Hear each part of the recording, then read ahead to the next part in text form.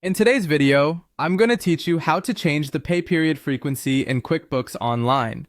If your business is shifting from weekly to bi-weekly, or you need to move an employee to a monthly schedule, I'll walk you through how to make that change quickly and confidently.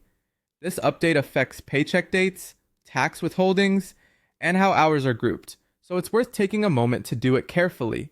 First, log into your QuickBooks Online account. Make sure you're signed in with access to payroll. Once you're in, head to the left menu and open payroll, then select employees. This is the hub where you'll make employee-specific updates.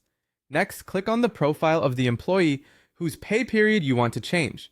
You'll see several sections tied to their employment details. Look for the section labeled Pay or Payroll Info. Depending on your setup, you may see one term or the other. Open that section to access the settings that control how often the employee is paid. Inside, locate the pay schedule or pay period setting. This is where QuickBooks stores the frequency that determines when paychecks are calculated and delivered. You'll see options like weekly, bi-weekly, or monthly. Choose the frequency that matches your current business needs or your policy. For example, weekly means every week on the same day, bi-weekly means every 2 weeks, and monthly means once a month, typically on a set date. If your organization follows a standard schedule, make sure your selection aligns with it. After selecting the correct frequency, save your changes.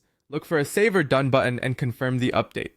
QuickBooks will apply this new schedule to future payroll runs for that employee.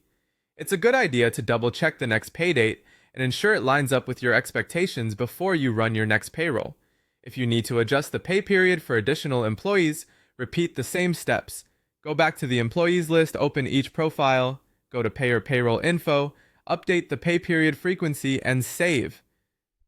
Keeping employees on the correct pay schedule helps prevent timing mistakes, missed deposits, or incorrect withholdings. A few tips before you wrap up. Avoid changing the schedule in the middle of an active pay period if you can, since it may cause partial periods to be handled differently. Note the effective date in your records and communicate the change so employees know when to expect their next paycheck. That's it. Your pay period frequency is updated in QuickBooks Online.